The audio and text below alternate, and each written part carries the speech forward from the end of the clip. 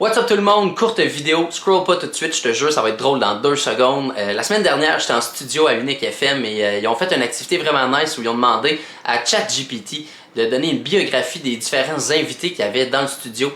Donc j'ai eu droit à une biographie faite par ChatGPT, mais c'est allé vraiment vite en studio puis je me souviens pas exactement de ce qui s'est passé, donc je voulais faire une petite vidéo, on va l'écouter ensemble. Laissez-moi savoir ce que vous en pensez dans les commentaires, si c'est juste ou pas, mais bref, ben hâte d'écouter ça, on va voir ce que ChatGPT pense de l'humoriste Jonathan Dion. Let's go! Bonjour, je suis Sophie, votre assistante d'intelligence artificielle. Voici Sophie. ce que j'ai dit à ChatGPT pour ensuite, on va entendre la réponse que ça m'a fournie. Donc, j'ai dit, décris-moi la vie de Jonathan Dion, un humoriste et improvisateur franco-ontarien. De ses débuts aux soirées open mic dans le vieux hall et en improvisation à la lieu. À date, ça va bien. Puis j'ai aussi rajouté que tu étais anciennement un rocker et joueur de hockey compétitif. Oh oui. Jonathan Dion, le maître de l'humour absurde franco-ontarien. Sa vie est comme un spectacle de cirque chaotique et hilarant. Tout a commencé lors de ses débuts aux soirées open mic du vieux hall, un endroit où les rires étaient aussi rares qu'un politicien honnête. Imaginez Jonathan, tremblant sur scène, avec des vêtements qui semblaient tout droit sortis d'une friperie pour clown démodé. Il avait des chaussettes dépareillées, un pantalon trop court et une chemise à pois qui criait « Regarde-moi ».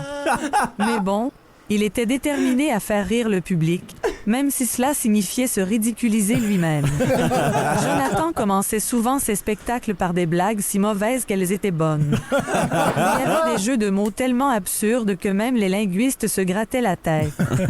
Mais le public, au lieu de le huer, était hypnotisé par cet énergumène excentrique qui osait rire de ses propres blagues. Je sais pas si vous avez entendu, mais elle a dit énergumène. C'est qui la conne? Hein? Ensuite, Jonathan a découvert l'improvisation à la lieu, un véritable asile pour les esprits créatifs et tordus. Il a rapidement développé toute une galerie de personnages bizarres. Il y avait Maurice le mime muet qui parle trop, un personnage qui tentait désespérément de communiquer avec des gestes exagérés, mais qui finissait toujours par bavarder sans arrêt. C'est mon meilleur Puis personnage. il y avait Serge le super-héros maladroit. Il portait une cape en peau de vache et essayait de sauver le monde en trébuchant sur ses propres pieds. C'était un héros hilarant, mais certainement pas très efficace dans la lutte contre le crime. Et ne parlons pas de Marchelle la danseuse épileptique. Elle se lançait sur scène avec une grâce déconcertante, mais se mettait soudainement à trembler de manière incontrôlable. Au meilleur. On ne savait jamais si elle était en train de danser ou de se faire électrocuter par un toaster. Mais avant de se lancer dans l'humour, Jonathan était un rocker et un joueur de hockey compétitif. Ouais. Imaginez un mélange improbable entre Angus Young d'ACDC et Wayne Gretzky. Il jouait de la guitare électrique sur la glace, transformant les pauses entre les périodes en de véritables spectacles de rock. Les arbitres étaient si perplexes qu'ils oubliaient parfois de siffler les pénalités. Bref, la vie de Jonathan Dion est un véritable chaos comique. Il a transformé ses échecs en rire et ses bizarreries en succès.